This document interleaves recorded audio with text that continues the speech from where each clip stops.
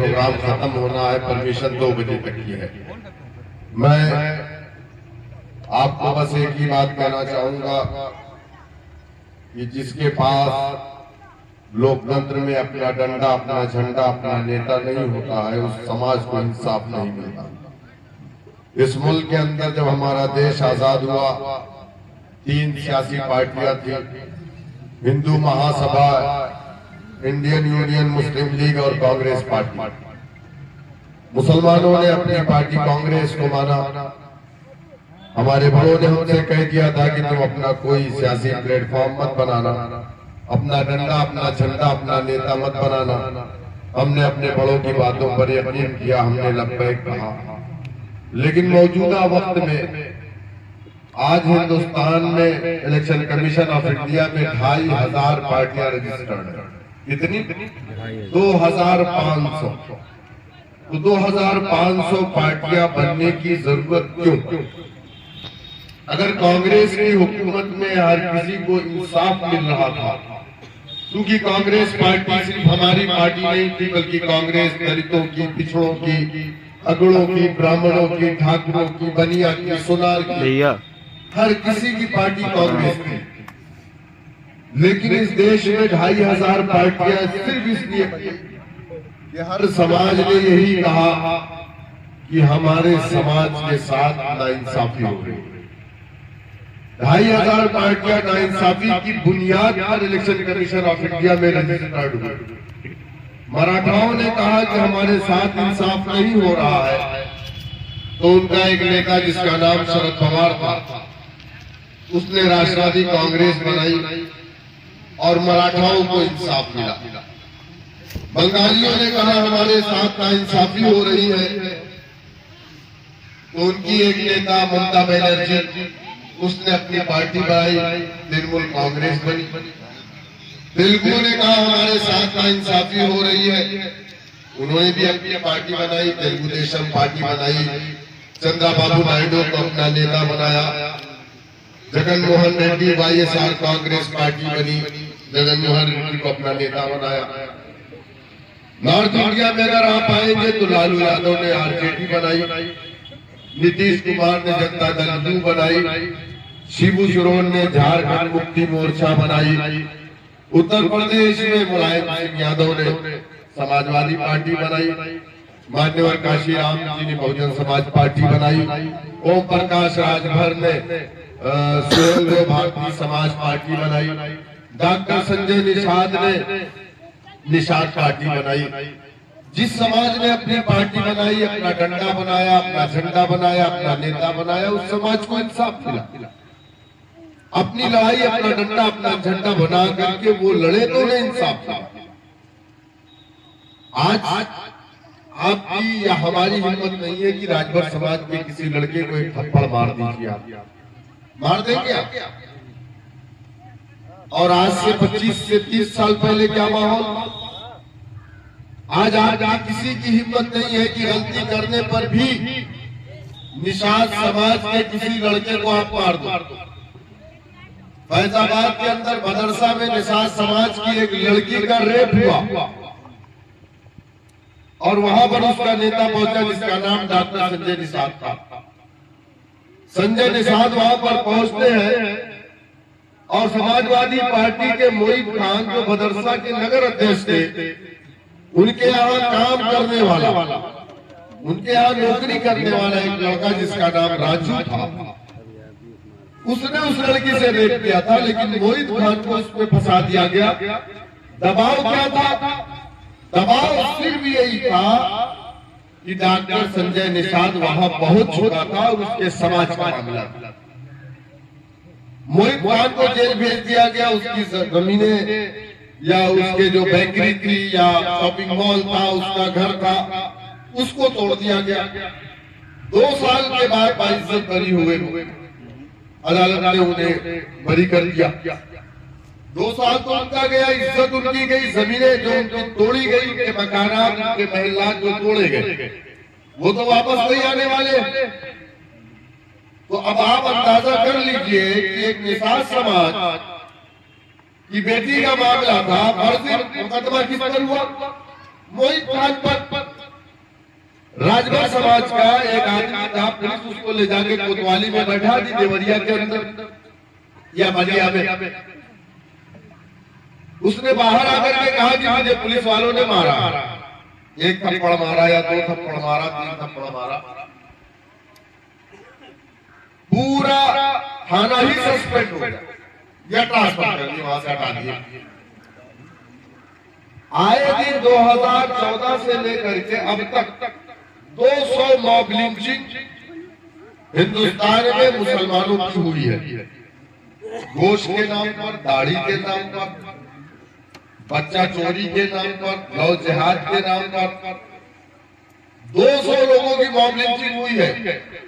कोई एक पुलिस वाला मुअत्तल हुआ, ट्रांसफर हुआ, या आपके लिए मीडिया ने बोला, आपके खिलाफ मीडिया ने बोला, आपके सपोर्ट में नहीं बोला। पूरे देश में तमाम लोगों के अपने मजहब में जो भी मकानात है, चाहे वो मनादिर हो, ईसाइयों का अपना गिरजाघर हो, सब कुछ तो सेफ है। आपकी मसाजिद कितनी सेफ है? आपके इन्हीं इलाकों में मेरे ख्याल से कई 100 मदरसे बंद करवा दिए गए या तोड़ दिए गए। बॉर्डर के इलाके पे कोई आवाज उठी? आप बताओ मुझे। 34 विधायक मुसलमान है, 34 विधायक मुसलमान है, और मुसलमानों के वोटों से 111 विधायक समाजवादी पार्टी के, 37 MP है मुसलमानों के वोटों से। आप मुझे बताइए कोई आवाज उठी? नहीं उठी। क्यों नहीं उठी? आपने कभी इसका मुहासबा किया? ये सब सारी चीजें जो होती है, एक मुसलमान की अगर मॉब लिंचिंग होती है तो बीजेपी का 100 वोट बढ़ता है, तो समाजवादी का 50 वोट बढ़ता है। क्यों बढ़ता है? समाजवादी खामोश रहती है तब भी उसका 50 वोट बढ़ जाता है, क्योंकि बीजेपी का काम मुसलमानों को डराना है और समाजवादी का भी काम मुसलमानों को डराना है।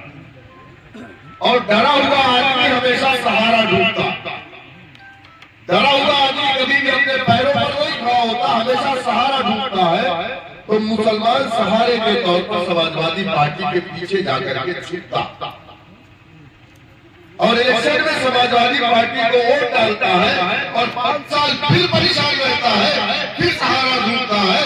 फिर जब इलेक्शन आता है MP का या नगर पंचायत, नगर पालिका का, फिर समाजवादी पार्टी के पीछे जाकर के छुपता। कब तक? जिस दिन मौत आनी है, दुनिया की कोई ताकत आपको नहीं बचा पाएगी। रिस्क जितना मिल रहा है, दुनिया की कोई ताकत उससे ज्यादा रिस्क नहीं देगी। अगर आप मुसलमान हैं तो अल्लाह सुब्हानहू व तआला कहता है, वल्लाहु यरज़ुक़ु मन यशाअ बिग़ैरि हिसाब, मैं जिसको चाहूंगा बेहिसाब रिस्क दूंगा। और जब तक जिसकी जिंदगी है उससे एक पल आगे नहीं पीछे। जिस तरीके से हिंदुस्तान का एक संविधान, इस तरीके से दुनिया का एक संविधान है जिसको लिखने वाले अल्लाह सुब्हानहू व तआला। कब किसको पैदा होना है ये तय है इस संविधान में, कब किसको मरना है इस संविधान में तय है, हम और आप नहीं जानते। कब किसकी हुकूमत बननी है कि किसकी नहीं बननी है ये भी तय है। कब हवा चलनी है, कब नहीं चलनी है, कब बरसात होनी है, नहीं होनी है, क्योंकि इस जमीन और इस आसमान का मालिक अल्लाह सुब्हानहू व तआला है। उसकी मर्जी के बगैर एक पत्ता नहीं हिलता। लेकिन जो कौमें जिद्दोजहद नहीं करती, कोशिश नहीं करती, अपने आप में तब्दील करने के लिए नहीं खड़ी होती, अल्लाह ताला उनके हालात को भी तब्दील नहीं करता। यही हमारे साथ हो रहा है। अगर आप ये सोच रहे हैं कि हमें ऐसे लड़ करके समाजवादी के साथ इंसाफ मिल जाएगा, तो 78 साल का वक्फा गुजर चुका है। कांग्रेस पार्टी के 50 साल दौरे हुकूमत में 50,000 दंगे हिंदुस्तान में हुए। अगर एक दंगे में 5 लोग मारे गए तो 50,000 दंगों में 2.5 लाख लोग मारे गए। 2.5 लाख में 90% मुसलमानों का कत्ल हुआ, यानी 2,25,000 मुसलमान अपनी हुकूमत में, यानी कांग्रेस की हुकूमत में हिंदुस्तान की आजादी के 50 साल के अंदर कत्ल कर दिया गया। ये तो मैं ऑफिशियल आंकड़ा बता रहा हूं, और ऑफिशियल आंकड़े की बात ही मत करो आप।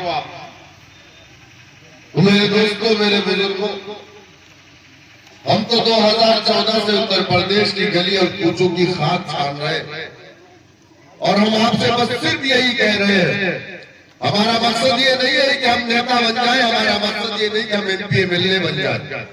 अगर मकसद सिर्फ एमपी एमएलए का होता तो आज इस हैसियत में आपका भाई आ चुका है कि कहीं भी टिकना चाहे तो एमएलसी की और राज्यसभा की सीट मिल जाएगी।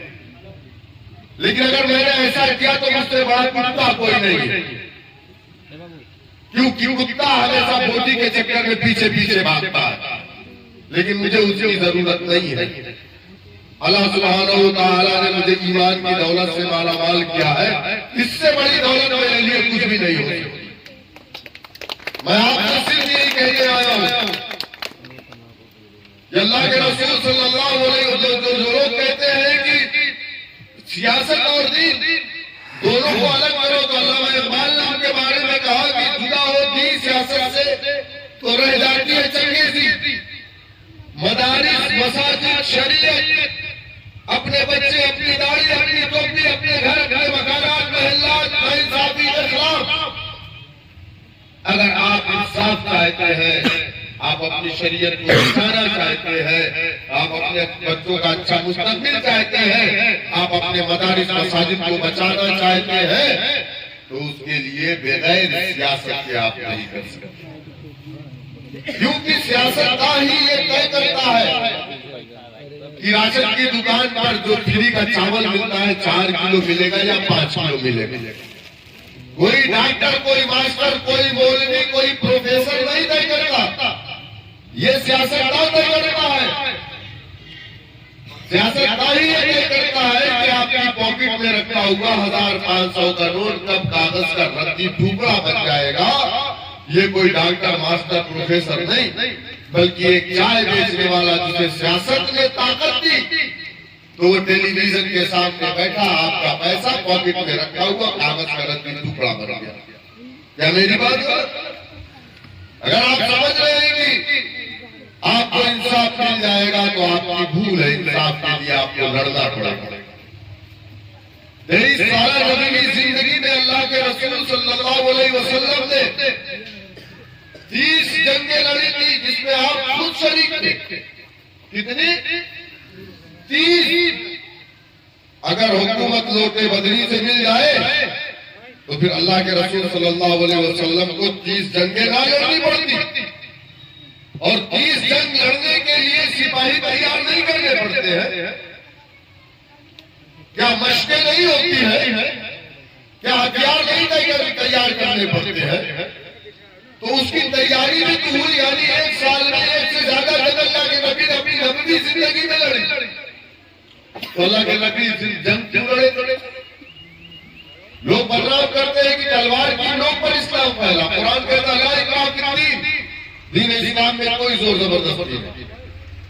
और ये इस बात का सबूत है कि मिसाक़ मदीना में यहूदियों से अल्लाह के नबी ने गठजोड़ किया था और कहा था कि तुम हम पर नहीं, हम पर नहीं हमलावर होंगे।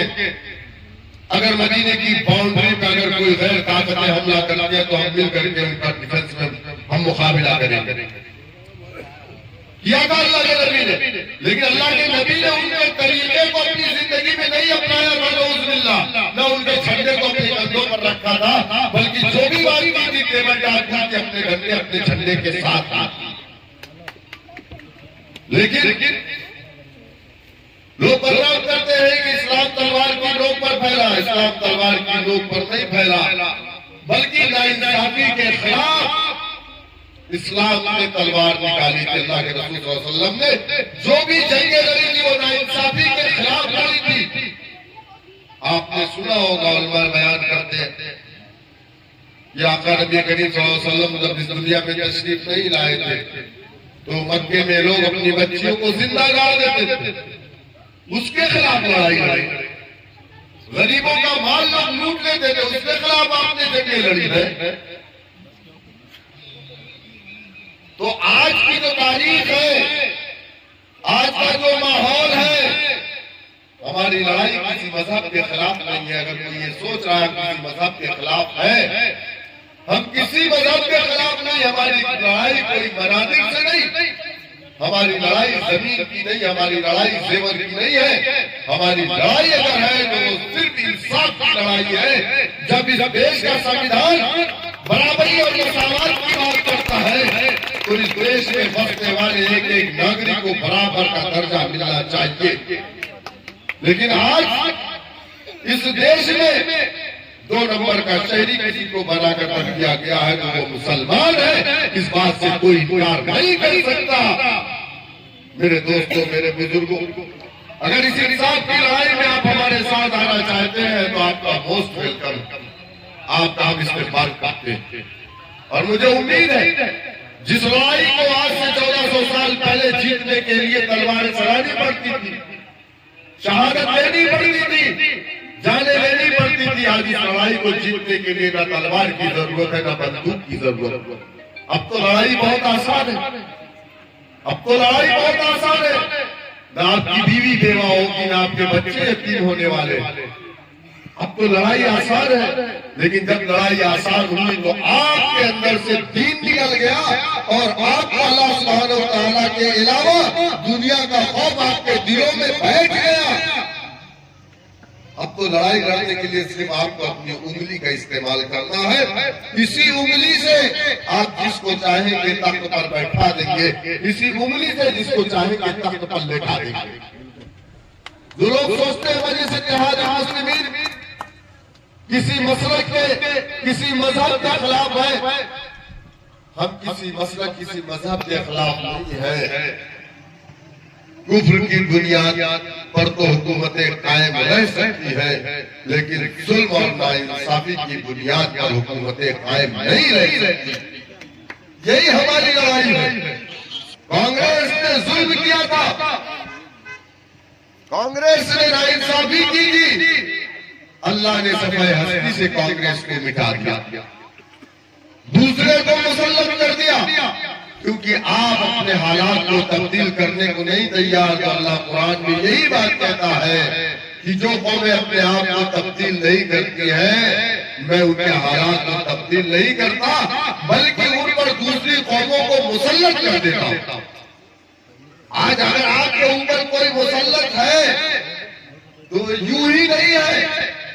तारीख को पढ़िए मेरे दोस्तों, मेरे बुजुर्गों, मैं आपसे यही अपील करने आया हूं कि जिस तरीके से काशीराम ने अपने समाज के लिए लड़ाई लड़ी, आज से 30 साल पहले आपके घरों के जानवर मर जाते थे, आप किसको बुलाते? कौन आपका जानवर उठाकर के लेके जाता था, उसकी चमड़ी को छीलता था, उसके गोश्त को ले जाकर के अपने बच्चों को कौन खिलाता था? कौन लोग थे वो? क्यों उनके साथ नाइंसाफी थी? वो समाज सुबह उठता था, अपने घरों की नहीं दूसरों के घरों की गंदगियों को ले जाकर के साफ करता था। कौन थे वो लोग? वो लोग भी तो हिंदुस्तानी थे। जब संविधान मसावत की बात करता है, बराबरी की बात करता है, तो वो कौन लोग थे जिनके सरों पे गंदे फेंकवाए जा रहे थे? एक आदमी लेटरिन कर रहा है, दूसरा आदमी उठा करके फेंक रहा है। अरे जो कर रहा है वो अपना गंदा खुद फेंके ना। लेकिन वो कौन लोग थे जिन्हें मजबूर किया गया था ये करने के लिए? वो 11% दलित समाज था जो उत्तर प्रदेश में है। अब आप जब कहोगे कि 11%, 22% दलित उत्तर प्रदेश में, कितना? 22% दलित उत्तर प्रदेश में है, लेकिन 16 जातियां दलितों की है, जिसमें से 15 जातियां ऐसी है जो 15 जातियां अपने आप को हिंदू कहती हैं, लेकिन आरक्षण का लाभ लेने के लिए वो दलित कैटेगरी में है। आप बताओ मुझे कि खटिक भी दलित में आता है, किसको वोट करता है? क्या उसको मंदिर में जाने की इजाजत नहीं? वाल्मीकि भी दलित में आता है, उसको मंदिर में जाने की इजाजत नहीं? पासी और पासवान भी दलित में आता है, क्या उसको मंदिर में जाने की इजाजत नहीं? गोरी भी दलित में आता है, हिंदू गोभी भी दलित में आता है। ये सबको मंदिरों में जाने की इजाजत है।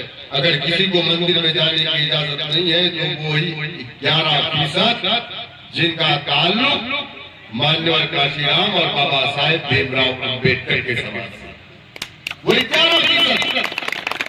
उन्हें मंदिरों में जाने की इजाजत नहीं। घोड़ी पर बैठ गए तो मूंछ कटवा ली जाती है, मूंछ पड़ी है तो घोड़ी से उतार दिया जाता है। उनकी बहन बेटियों को जलील किया जाता था, कपड़े उतार लिए जाते थे, जिम्मेदारी हो जाती थी, उनकी FIR नहीं लिखी जाती थी। उन्हें इंसाफ कैसे मिला? कांग्रेस पार्टी में जो हिंदुस्तान की पार्लियामेंट है वहां 543 MP बैठता है। कितना? 543, जिसमें 131 MP दलित समाज का बैठता है। कितना? 131, 131, जिस समाज का 131 MP, क्योंकि वो सीटें रिजर्व है, सुरक्षित सीट है वो। जिस समाज का 131 MP हिंदुस्तान की पार्लियामेंट में बैठा हो, उस समाज के साथ इस भारत देश में, आजाद भारत में कौन कौन सा जुल्म, नाइंसाफी, अत्याचार नहीं।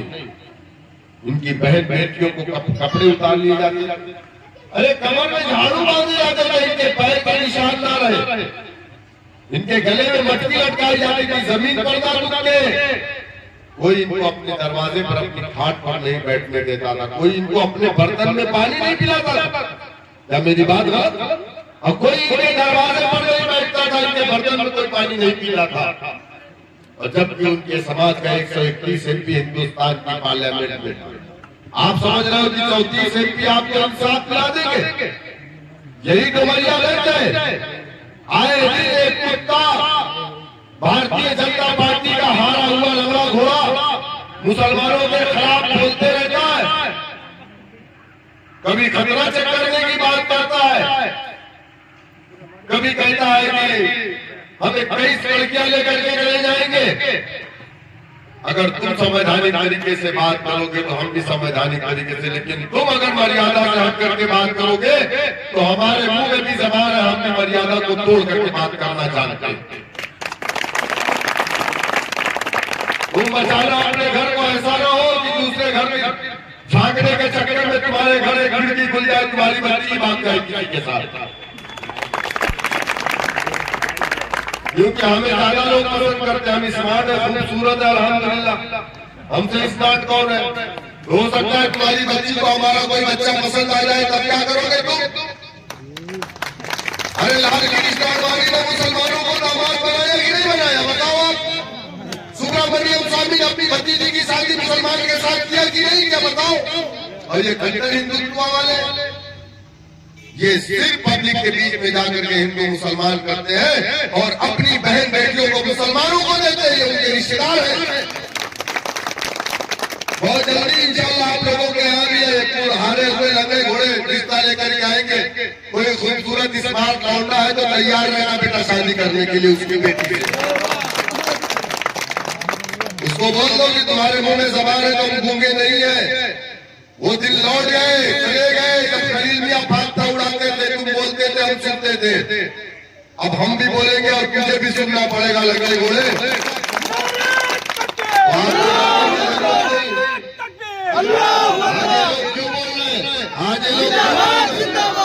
आज ये लोग क्यों बोल रहे हैं? सियासी हुकूमत की बुनियाद पर बोल रहे हैं। वो दलित समाज ऐसे ही दबा कुचला था, हर कोई उसकी बहन बेटियों की इज्जतें लूट लेता था।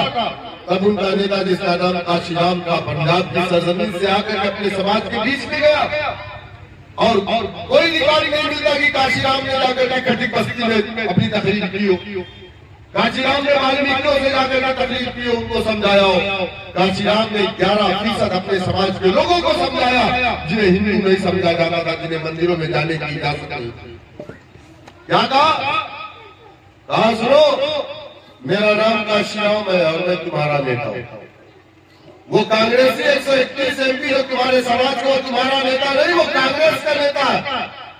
तुम्हारे ऊपर हो रहे जुल्म, ज्यादती, अन्याय, अत्याचार पर और तुम्हारी बहन बेटियों के कपड़े उतरने पर वो नहीं बोलेगा, चुप रहेगा। उसको नींद आएगी, दवाई लेगा तो अपना मुंह खोलेगा। लोगों ने कहा काशीराम जी हमें क्या करना चाहिए? काशीराम ने कहा लोकतंत्र की सबसे बड़ी ताकत का नाम सियासत है। जिस समाज ने लोकतंत्र में अपना डंडा, अपना झंडा, अपना नेता नहीं बनाया, उस समाज को इंसाफ नहीं मिलता, उस समाज को इंसाफ नहीं मिलेगा। काशीराम पर इल्जाम लगाने वाला मुसलमान नहीं था। काशीराम पर इल्जाम लगाने वाले काशीराम के समाज के लोग, पुराने कांग्रेसी ने। जैसे हम पर इल्जाम लगाने वाला कोई हिंदू दलित नहीं है, हम पर इल्जाम लगाने वाले सैयदा खातून के घर वाले होंगे, सैयदा खातून होंगी।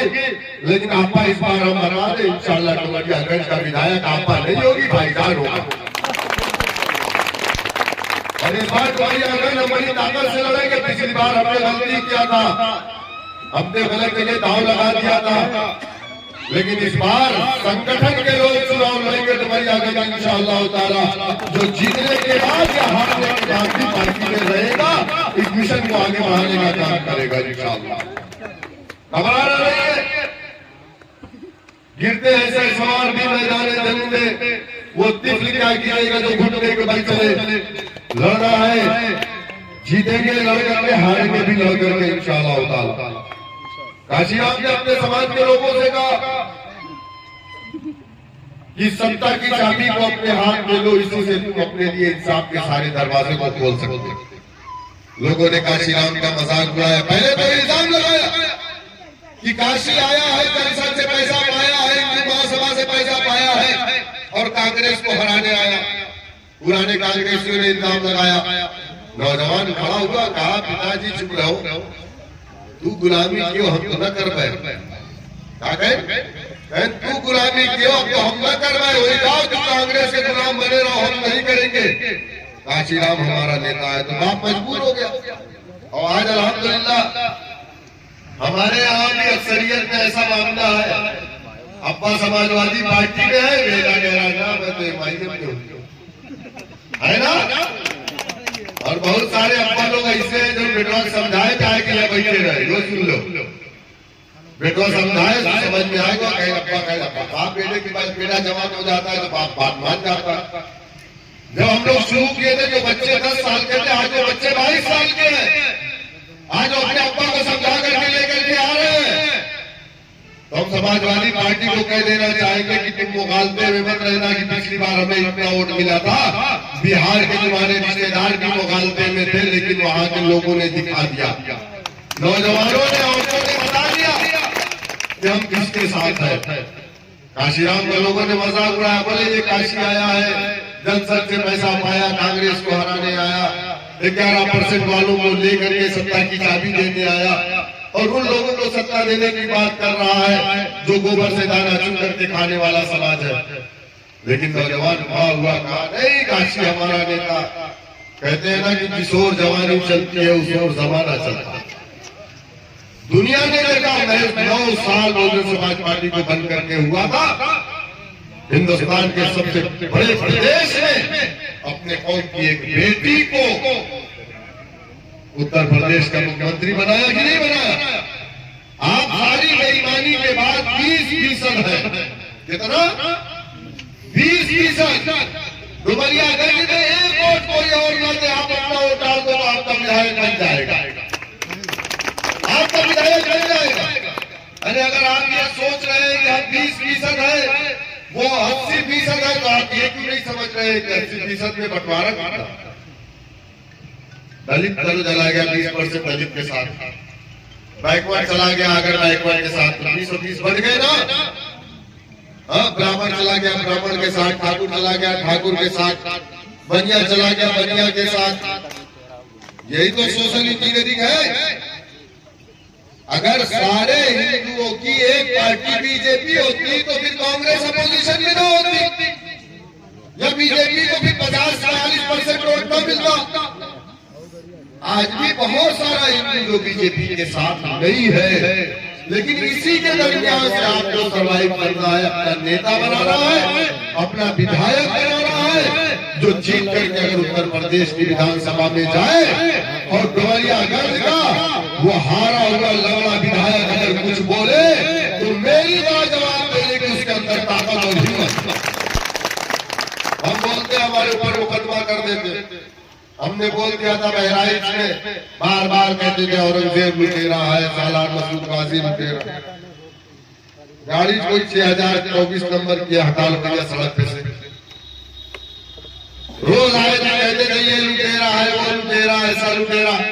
हमने एक बार कह दिया है कि तेरा कहने वालों सबसे बड़े तुम लुटेरे हो। सब परेशान हो गए बेचारे। सब कोई कह रहा है शौकत को जूता मारेंगे, कोई कह रहा है 51 लाख रुपया इसकी जबान काट दो, कोई कह रहा है गोली मार देंगे। मेरे पर 4 मुकदमे हो गए, 4 मुकदमे कर दिए। लेकिन परसों बेचारे फोन किए थे, दरोगा जी हमारे निदेशक कह रहे थे शौकत भाई आप मुझे क्यों हाई कोर्ट दौड़ा रहे हैं, रोज वकील मुझे हाई कोर्ट बुला रहा, मैं आ रहा हूँ जा रहा हूँ। मैंने कहा और तो मुकदमा कर दीजिए, फिर दौड़ना शुरू करते। दौड़ रहे हैं बेचारे। हाई कोर्ट को पूछ लिया कि एक हेड स्पीच में एक मुकदमा तुमने 2 कैसे मुकदमा दर्ज और किया, तो कौन सा वो संविधान है जिसके आर्टिकल के तहत तुमने ये काम किया है, वो हमको आकर के जवाब दो। अब उनके पास तो है ही नहीं, वो तो हिंदू युवा वाहिनी बजरंग दल और राजभरों के दबाव में आकर के मुकदमा कर लिया पुलिस वालों ने। अब बेचारे दौड़ रहे हैं हाई कोर्ट लखनऊ, रोज हाई कोर्ट बुला रहा है। अभी ये दौड़ रहा है कि दूसरी जगह वाले भी इंशाल्लाह दौड़ेंगे वहां इलाहाबाद।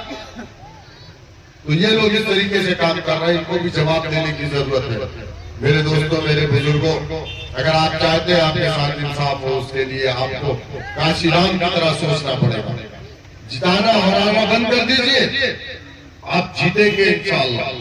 बस आप अल्लाह सुब्हानहू व तआला की जात पर भरोसा रखिए और उसी का दिल उसी का डर अपने दिलों में रखिए। इंशाअल्लाह दुनिया का डर आपके दिलों से निकल जाएगा। मेरी आपसे यही अपील है कि जिला पंचायत का जो इलेक्शन है, अपना अपने जा रहे जिला पंचायत का इलेक्शन सिंबल पे नहीं होता। ये पार्टी सिंबल पर पंचायत इलेक्शन उत्तर प्रदेश में नहीं होता, बाकी स्टेट में होता है।